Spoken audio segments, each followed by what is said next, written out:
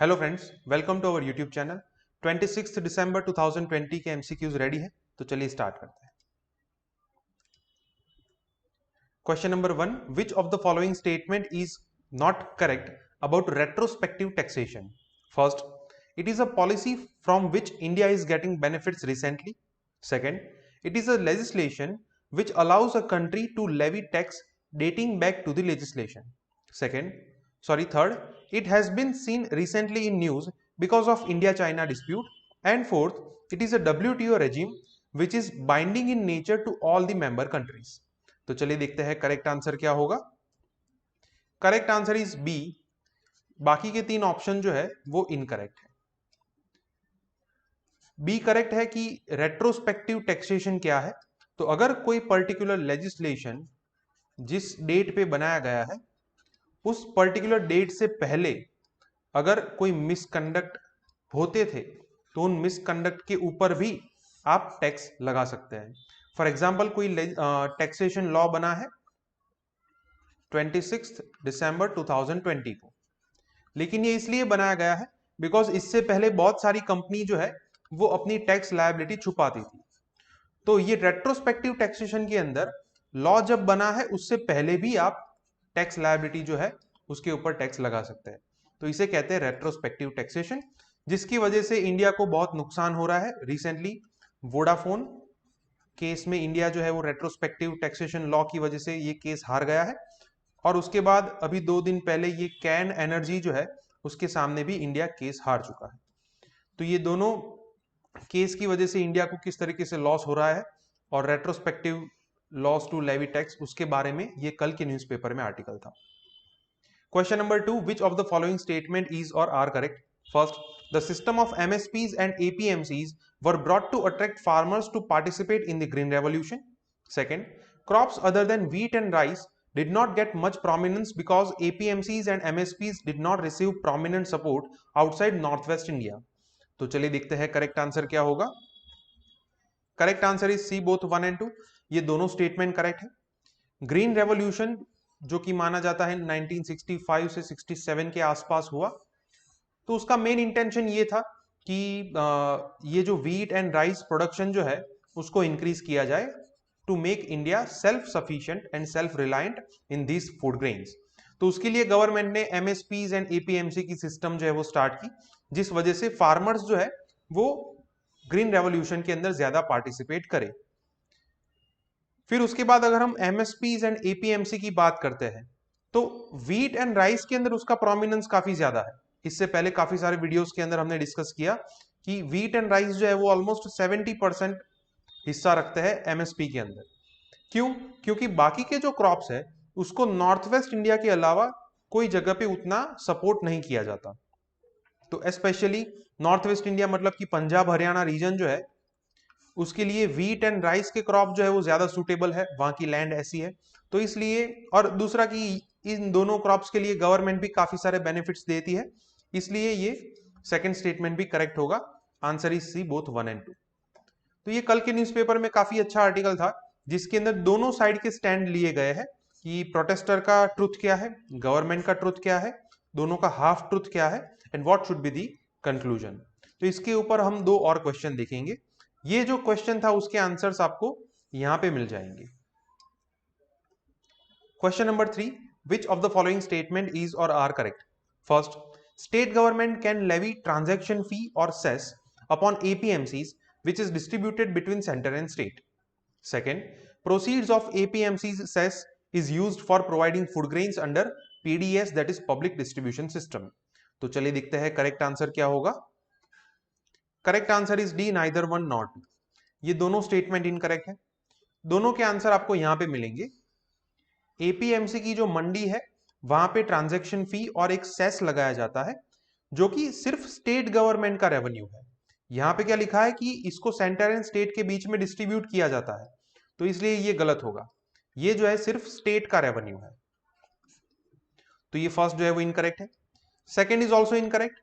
अब इसे कहां पे यूज किया जाता है वो भी यहां पे लिखा है, used primarily to make better roads and storage facilities. और यहां पे लिखा है कि इसको PDS के अंदर यूज किया जाता है, इसलिए ये गलत होगा। Answer is D, neither one not two. Question number 4. Which of the following statement is or are correct? First, the provisions promised under the Green Revolution are binding for the government. Second, Indian farmers receive huge amount of subsidies than farmers of many developed countries. तो चलिए देखते हैं correct answer क्या होगा. Correct answer is B, second only, first is incorrect. अब ये पहला paragraph जो है उसके अंदर फार्मर्स का स्टैंड लिया गया है और दूसरे पैराग्राफ के अंदर गवर्नमेंट का स्टैंड लिया गया है.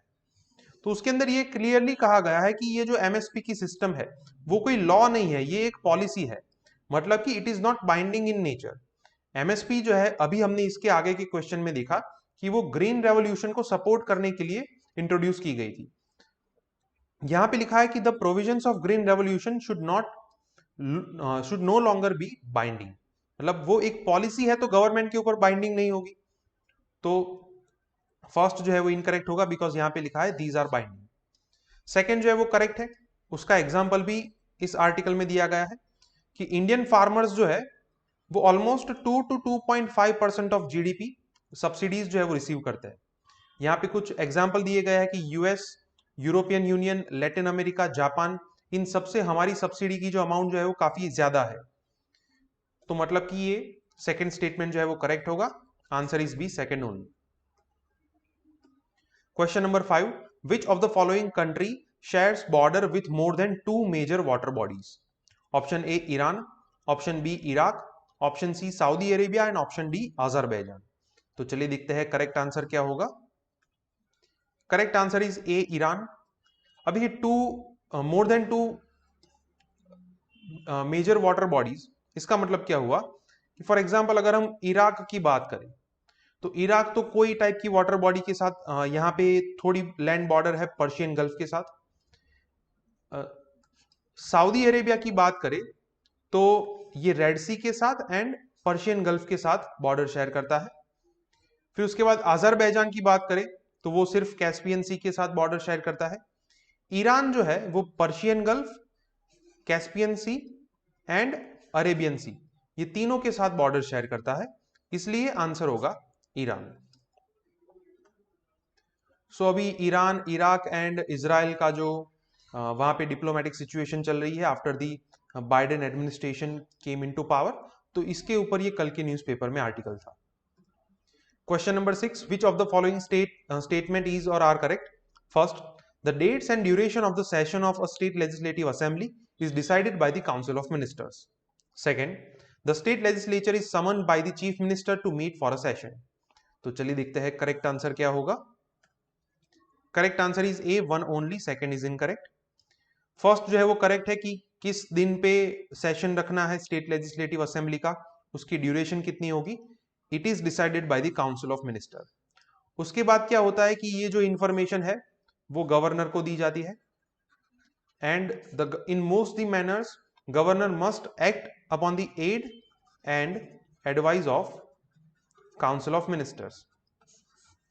फिर उसके बाद अगर कोई सेशन बुलाना है, to summon a session, the governor is the final authority, not the chief minister. यहां पे चीफ मिनिस्टर लिखा है इसलिए ये गलत होगा. Answer is A, one only. So अभी रिसेंटली केरला के अंदर गवर्नमेंट एंड गवर्नर के बीच में ये कन्फ्लिक्ट चल रहा है, जहां पे गवर्नमेंट जो है वो असेंबली का सेशन की डिमांड कर रही है लेकिन गवर्नर उसको असेंट नहीं दे रहे हैं. तो इसलिए ये कन्फ्लिक्ट जो है वो न्यूज में है. अब जितने भी क्वेश्चन होंगे वो आज के न्यूज़पेपर से होंगे. First, 7th question. Which of the following statement is or are correct about प्रधानमंत्री Jan Arogya Yojana? First, it is the largest government funded health insurance scheme in the world. Second, the scheme offers eligible farmers an insurance cover of rupees 5 lakh per annum per family.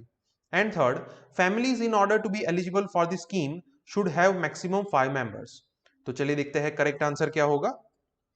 Correct answer is A, 1 and 2. Third is incorrect. प्रधानमंत्री जन आरोग्य योजना जो है it is the largest government funded health insurance scheme जिसके अंदर पर family per annum 5 lakh rupees दिए जाते हैं eligible families को, जिसके अंदर सोशियो इकोनॉमिक कास्ट सेंसस को यूज किया जाता है. लेकिन यहाँ पे फैमिली के मेंबर्स के ऊपर कोई लिमिटेशन नहीं है. मतलब यहाँ पे थर्ड स्टेटमेंट में ये लिखा है कि मैक्सिमम 5 मेंबर होने चाहिए, तो ये गलत है. It aims to ensure that no family is left out. तो कोई फैमिली मेंबर की लिमिट नहीं है, आंसर होगा ए 1 एंड 2। सो अभी Jammu and Kashmir union territory के अंदर ये जो प्रधानमंत्री जन आरोग्य योजना जो है वो स्टार्ट की गई है, इसलिए ये पर्टिकुलर स्कीम फिर से न्यूज में है। Question number 8, the border security force BSF is responsible to secure India's international border with which of the following countries? First is Pakistan, second is Nepal, third is Bangladesh and fourth is Bhutan. तो चलिए देखते हैं correct answer क्या होगा। Correct answer is A 1 and 3। BSF जो है it is responsible to secure the India's border with Pakistan and Bangladesh. फिर उसके बाद ITBP जो है उसके ऊपर रिस्पॉन्सिबिलिटी है चाइना की जो बॉर्डर है उसको सिक्योर करना। नेपाल एंड भूटान की जो बॉर्डर है इट इज सिक्योर्ड बाय सशस्त्र सीमा बल। सो the answer is A 1 and 3। So recently BSF and counter part जो बांग्लादेशी फोर्स है जिसका नाम है बॉर्डर गार्ड्स बांग्लादेश, उन दोनों ने मिलकर ये रिपोर्ट दिया है कि कोई टाइप का no large scale illegal immigration की कोई इलीगल इमिग्रेशन नहीं हो रहा है दोनों कंट्री के अंदर से, और जो रिपोर्ट्स आ रहे हैं वो गलत है। Question number 9, which of the following are the benefits of having an anti defection law? First, it promotes party discipline and ensures that candidates remain loyal to the party as well as the citizens voting for him. Second, it is expected to reduce corruption at the political level.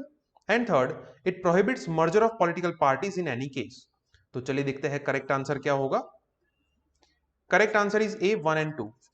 Third is incorrect. Anti defection law के ये benefit है कि party के अंदर discipline maintain होती है, candidate जो है वो अपने पार्टी को लॉयल रहते हैं, बिकॉज अगर लॉयल नहीं रहेंगे if they defect they can be disqualified, तो उनकी सीट जो है वो चली जाएगी, इसलिए वो लॉयल रहते हैं और जिन सिटीजन्स ने उनको वोट दिया है उनके प्रति भी वो लॉयल है।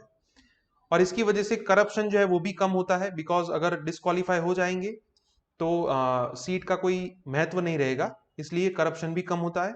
लेकिन यहाँ पे मर्जर जो है उसको अलाउ किया गया है। अगर किसी पॉलिटिकल पार्टी के 2/3 मेंबर अलाउ करते हैं then these political parties can merge with each other, तो इसलिए ये थर्ड जो है वो इनकरेक्ट होगा। Answer is A 1 and 2।